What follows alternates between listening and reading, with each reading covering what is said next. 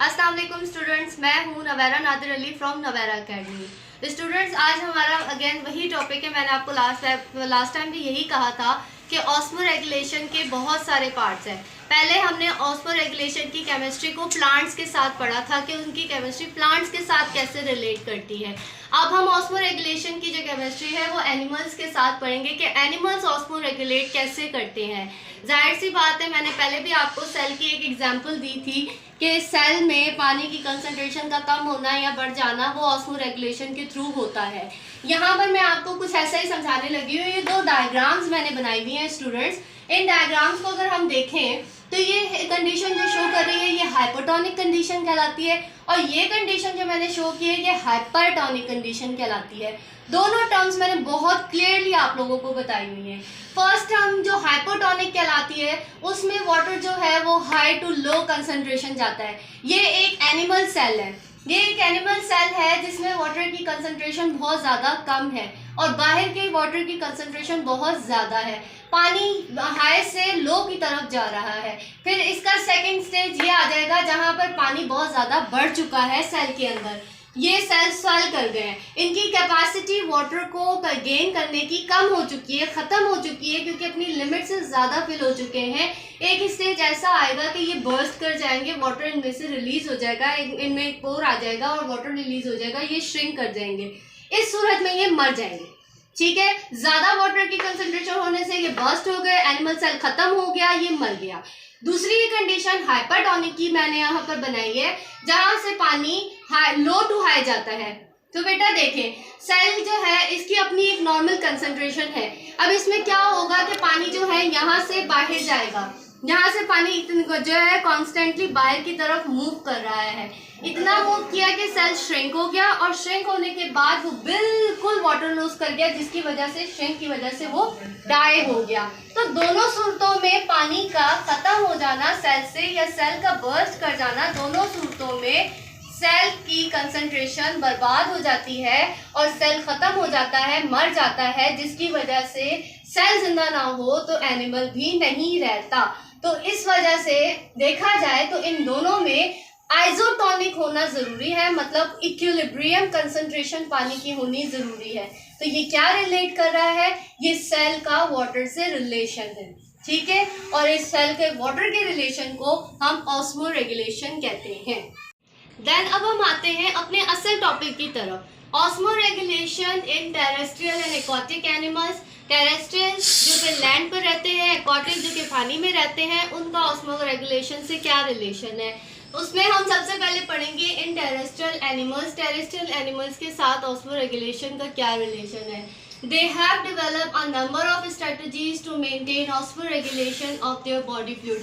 इनके पास number of strategies होती हैं, जिनमें most land animals, terrestrial animals जो होते हैं वो कौन से होते हैं, vertebrates होते हैं और हमारे पास होते हैं mammals। ठीक है, mammals और vertebrates जो हैं वो most successful land dwellers हैं, जो कि ज़मीन पर ज़्यादा सक्सेसफुली सर्वाइव करते हैं ऑस्मो रेगुलेशन की कंडीशन में, और उनके पास नंबर ऑफ स्ट्रेटजीज होती हैं। वो ये है जो मैं यहाँ पर डिस्कस करने वाली हूँ। फर्स्ट क्या होता है, वाटर प्रूफ एक्सटर्नल कवरिंग होती है उनके पास। मैंने आपको पहले भी इसके बारे में बता चुकी हूँ, थोड़ा सा एक्सप्लेन करूँ। To prevent water loss through external covering, vertebrates like reptiles, birds, mammals have waterproof external keratinized epidermis. Similarly, insect have waterproof layer called cuticle. बेटा इनके ये जो है एवोपरेशन के जरिए अपने ऑस्मो रेगुलेशन को मेंटेन करते हैं। तो जो हमने वर्टिब्रेट्स देखे हैं, रेप्टाइल्स रेंगने वाले, बर्ड्स उड़ने वाले और मैमल्स बहुत सारे होते हैं। तो इनके पास एक क्रिएटिनाइज्ड एपिडर्मिस कवरिंग होती है इनकी स्किन के ऊपर, जो कि पानी टिकने नहीं देती, पानी को उसके ऊपर से स्लैश आउट करती रहती है। ठीक है ना, जिसकी वजह से ये सर्वाइव कर जाते हैं। सिमिलरली इंसेक्ट्स जो है उनके पास क्यूटिकल होती है। आप स्नेल्स देख लो, अगर एग्जाम्पल लेनी है तो स्नेल की ले लो कि उसके ऊपर पानी टिकता नहीं है, हालांकि वो खुद एक स्लिपरी मटेरियल, अपना एक मटेरियल छोड़ता जाता है, लेकिन उसके ऊपर पानी नहीं टिकता, उसके ऊपर क्यूटिकल लगी हुई होती है तो वो पानी टिकने नहीं देती। तो इस तरह इनका एक जो है अपना स्ट्रेटजी हो गई पानी को और अपने बॉडी को मेंटेन रखने की। दूसरा, storing and excretion of solid waste.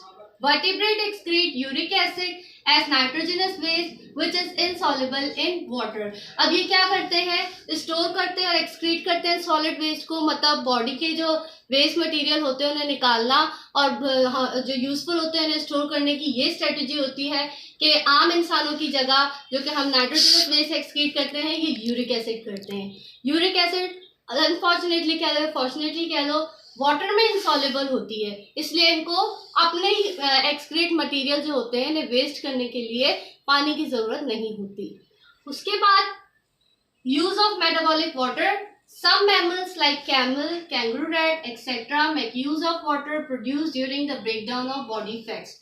Metabolic water कैसे यूज करते हैं, तो जो कैमल्स होते हैं, कैंगरू रैट, पोलर बेयर्स वगैरह होते हैं, पाउच लाइक मैमल्स वगैरह, वो जो है वाटर को यूज करते हैं अपने फैट्स को ब्रेक डाउन करने के लिए, ठीक है।